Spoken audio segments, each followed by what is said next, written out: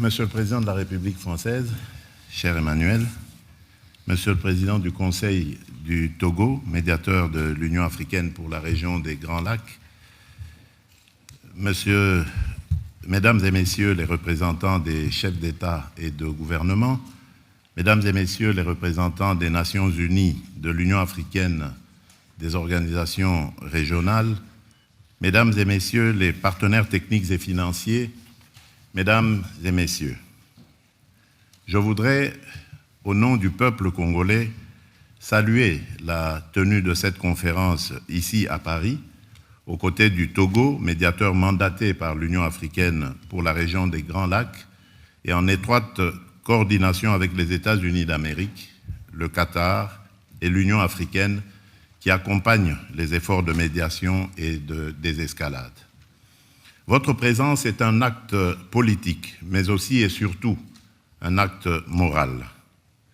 Elle signifie que la souffrance humaine qui ravage l'Est de la République démocratique du Congo n'est pas ignorée. Elle signifie que la paix et la dignité des peuples des Grands Lacs engagent la communauté internationale tout entière. Car si nous sommes réunis aujourd'hui, c'est d'abord pour répondre à une triple urgence. L'urgence humanitaire, l'urgence sécuritaire et plus encore l'urgence de la paix. Mais notre responsabilité va au-delà de la gestion de l'immédiat. Il s'agit de jeter les bases d'une stabilité durable fondée sur 3 piliers indissociables. La protection des populations civiles, la recherche d'une paix juste et l'intégration économique régionale comme moteur d'une prospérité partagée, à la condition, bien sûr, qu'elle s'exerce dans un environnement apaisé, sans heurts et sans affrontements. Mesdames et Messieurs, depuis plus de 30 ans, l'Est de la République démocratique du Congo saigne d'une plaie qui n'a jamais été refermée. Ce n'est pas une crise passagère, c'est une tragédie qui a déplacé des millions de femmes, d'hommes et d'enfants, détruit des vies, brisé des familles, affaibli le tissu social et compromis l'avenir de toute une génération. La République démocratique du Congo fait aujourd'hui partie des pays les plus durement frappés par les déplacements internes, avec des millions de personnes contraintes de fuir les violences, notamment dans les provinces du Nord et du Sud Kivu. Cette situation dramatique est aggravée par la dégradation des infrastructures, l'insuffisance des financements pour l'aide humanitaire et la recrudescence des maladies. Les besoins sont immenses et immédiats. Protection des civils, prise en charge psychosociale, accès aux soins de santé, continuité éducative, sécurité alimentaire, accès à l'eau potable et à l'assainissement. Les données sont accablantes. En 2024, 26 millions de personnes en République démocratique du Congo étaient en situation d'insécurité alimentaire aiguë et près d'un enfant sur 2 de moins de 5 ans souffrait de malnutrition chronique. À la 45e semaine épidémiologique de 2024, 445 zones de santé sur 519 avaient déjà rapporté des cas de choléra et ou de Mpox. Ces chiffres ne sont pas des abstractions statistiques. Ils décrivent une urgence humanitaire absolue. La crise humanitaire en République démocratique du Congo est liée directement à des actions militaires menées par le groupe armé AFC M23, soutenu sur les plans logistiques, financiers et opérationnels par le Rwanda en violation flagrante de la souveraineté nationale et de l'intégrité territoriale de mon pays. Cette réalité est aujourd'hui documentée et reconnue, et elle a été rappelée par la résolution 2773 du Conseil de sécurité des Nations Unies, qui exige le retrait immédiat et inconditionnel de l'AFC M23 de toutes les zones qu'il occupe y compris les centres urbains stratégiques, ainsi que le retrait des forces rwandaises du territoire congolais. Cette résolution n'est pas une opinion diplomatique. Elle est un impératif juridique et politique que chacun ici a le devoir de faire respecter. Mesdames et messieurs, depuis le début de cette année, les violences se sont intensifiées avec une brutalité rarement atteinte. Les offensives menées par le M23, l'AFC M23, dans des zones densément peuplées, ont provoqué des affrontements meurtriers et des déplacements massifs. Des villes entières ont été prises, des communautés déracinées, des quartiers vidés de leurs habitants. Les attaques ont visé des camps de déplacés, des hôpitaux, des écoles. Les violences sexuelles et les violences basées sur le genre sont utilisées comme armes de guerre. Des enfants sont recrutés de force. Des convois humanitaires sont pillés. Rien de tout cela n'est acceptable, rien de tout cela n'est défendable. Rien de tout cela ne peut devenir la normalité d'une région à laquelle on demanderait de s'habituer à l'horreur. Les chiffres parlent d'eux-mêmes et ils sont insoutenables. Des millions de personnes déplacées, des foyers forcés à l'exil à répétition, des enfants privés d'école, des femmes mutilées dans leur corps et dans leur dignité, des épidémies de choléra, de rougeole, de mpox et des flambées de maladies infectieuses dans des zones où les structures sanitaires ont été détruites ou abandonnées. Nous sommes face à une crise humanitaire totale, sanitaire, alimentaire, sociale, psychologique, humaine. Je veux ici saluer celles et ceux qui, au prix du danger, continuent d'agir. Les équipes médicales, les humanitaires, les agents des agences des Nations Unies, les ONG internationales, les ONG locales, les structures communautaires, la société civile, les associations de femmes. À toutes ces femmes et à tous ces hommes qui prennent des risques pour sauver des vies, je dis aujourd'hui, la République démocratique du Congo connaît votre courage et elle vous en est reconnaissante. Mesdames et messieurs, la première responsabilité de l'État congolais est et restera la protection de sa population. Nous assumons cette responsabilité. Nous avons renforcé l'effort humanitaire national, notamment à travers la mise en place de la Caisse de solidarité nationale et de gestion humanitaire des catastrophes, destinée à canaliser de manière transparente les contributions internes et externes et à garantir que l'aide parvienne aux plus vulnérables. Aux côtés de l'État congolais, les agences des Nations Unies, en particulier le Haut Commissariat pour les réfugiés et le Bureau de la coordination des affaires humanitaires, ainsi que plusieurs organisations humanitaires dont le Comité international de la Croix-Rouge et Médecins sans frontières, se sont mobilisés pour apporter une assistance vitale aux personnes déplacées, blessées, exposées. Parallèlement, nous avons mobilisé nos forces armées afin d'assurer la protection de nos citoyens, tout en réaffirmant notre attachement au strict respect du droit international humanitaire, à la protection des civils, des infrastructures médicales et éducatives et du personnel humanitaire. À ce propos, permettez-moi de rappeler une exigence fondamentale. Le respect des conventions de Genève ne saurait être optionnel ni circonstanciel. Il doit redevenir une exigence universelle, non négligeable et non négociable. Mais nous savons aussi que, face à l'ampleur du drame, nos propres moyens ne suffisent plus. C'est pourquoi nous sommes ici, pour solliciter une mobilisation exceptionnelle. Je formule aujourd'hui devant vous 3 demandes et 3 offres. Ma première demande concerne l'accès humanitaire immédiat, sécurisé, garanti. Nous avons besoin de toute urgence de voies humanitaires sûres pour acheminer soins, nourriture, eau, abri et assistance psychologique aux populations prises au piège.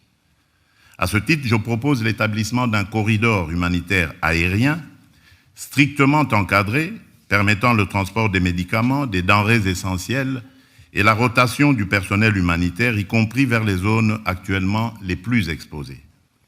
Ce mécanisme, placé sous la responsabilité conjointe des Nations Unies et des autorités congolaises, doit être un résultat concret de cette conférence. Ma deuxième demande est un plaidoyer pour un financement massif, rapide, traçable. Le plan de réponse humanitaire des Nations Unies pour l'année 2025 prévoyait une enveloppe de 2,24 milliards de dollars américains destinée à l'assistance vitale de plus de 20 millions de personnes en République démocratique du Congo, dans un contexte déjà marqué par la fragilité et les besoins chroniques, avant même la reprise des hostilités. Ce plan demeure sous-financé. Et chaque jour sans financement, ce sont des vies perdues. Je demande donc un engagement financier additionnel, ciblé, prévisible, qui permette de traiter les besoins vitaux, santé d'urgence, sécurité alimentaire, abri pour les déplacés, protection des survivantes de violences sexuelles, accès à l'eau potable. Ce financement ne doit pas être vu comme une aide ponctuelle, mais comme un investissement pour empêcher l'effondrement humanitaire d'une région stratégique pour la paix du continent. Ma troisième demande touche à l'alignement politique. Je souhaite que chaque partenaire ici présent, chaque État, chaque organisation régionale ou internationale s'engage à soutenir l'application effective de la résolution 2773 du Conseil de sécurité et à appeler clairement et sans ambiguïté au retrait de l'AFCM 23 des zones qui l'occupent et au retrait des forces étrangères non invitées du territoire congolais. Toute paix durable commence par la fin de l'occupation d'une partie du territoire congolais. Là-dessus, il ne peut y avoir ni double langage, ni compromis moral. En contrepartie, la République démocratique du Congo prend devant vous 3 engagements clairs. Premier engagement, reconstruire. Dès la fin des hostilités, nous lancerons un plan d'aide d'urgence pour la reconstruction du Nord Kivu et du Sud Kivu. Ce plan, que nous concevons comme un pacte national et international, intégrera dans une approche concertée, coordonnée et cohérente l'ensemble des programmes et projets destinés à la stabilisation, au relèvement et au développement durable des provinces affectées. Il visera à mobiliser environ 5 milliards de dollars à l'horizon 2026 pour la réouverture des écoles, la réhabilitation des centres de santé, la reconstruction des routes, le rétablissement des services sociaux essentiels et le retour digne des personnes déplacées. Il ciblera ainsi la sécurité alimentaire car nourrir une famille, c'est déjà commencer la paix. Ce plan sera coordonné, unifié et transparent. Aucun territoire ne sera abandonné, aucune communauté ne sera laissée en marge. Deuxième engagement, protéger les plus vulnérables et responsabiliser les auteurs. Nous allons renforcer notre cadre juridique relatif à la protection des déplacés et des victimes de catastrophes humanitaires, notamment par l'intégration en droit national de la Convention de Kampala de l'Union africaine et l'adoption d'un dispositif légal pérenne de financement de l'action humanitaire et de réduction des risques. Dans cette perspective, une loi sur le financement de l'action humanitaire et de la gestion des risques de catastrophe sera prochainement adoptée afin de doter le gouvernement de mécanismes pérennes de financement conformément au cadre de Sendai 2015-2030 pour la réduction des risques de catastrophe et aux engagements pris lors du sommet humanitaire mondial d'Istanbul en 2016. Nous veillerons à ce que les survivantes de violences sexuelles soient reconnues comme victimes de guerre, accompagnées, soignées et réparée. Je tiens à rappeler que la redevabilité constitue une exigence fondamentale de la paix durable. Les administrations parallèles instaurées par l'AFC M23, les violations graves des droits humains et les atteintes aux civils ne resteront pas impunies. Des poursuites seront engagées dans le respect du droit international contre tous ceux qui se rendent coupables de crimes à l'encontre du peuple congolais.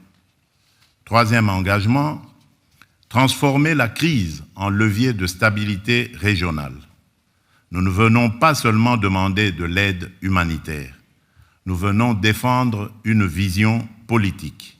La paix durable dans les Grands Lacs ne sera possible que si la région choisit l'intégration économique et la prospérité partagée plutôt que le pillage et la prédation. L'avenir de la région ne peut pas être fait de trafics transfrontaliers illégaux d'or, de coltan ou de cobalt, alimentant des groupes armés. Il doit être fait de coopération économique formelle, d'infrastructures interconnectées, d'industrialisation locale, de valeur ajoutée créée sur le continent et d'opportunités offertes à la jeunesse. C'est cela, la paix durable. La sécurité est nécessaire à la prospérité. Mais la prospérité, elle aussi, est une condition de la sécurité. Mesdames et messieurs, ce qui se joue ici à Paris dépasse les frontières de la République démocratique du Congo. Il s'agit de savoir si la communauté internationale est prête à protéger des vies civiles aujourd'hui, pas seulement à commenter leur sort demain. Il s'agit aussi de savoir si nous sommes capables de reconnaître que la paix n'est pas un geste charitable, mais un investissement collectif dans la stabilité d'une région entière de l'Afrique centrale et orientale au cœur des équilibres du continent. Je voudrais, en terminant, m'adresser non seulement au gouvernement, mais au peuple français, au peuple togolais, aux peuples africains, aux peuples amis, à tous ceux qui nous écoutent. Je vous demande une chose simple, ne détournez pas le regard.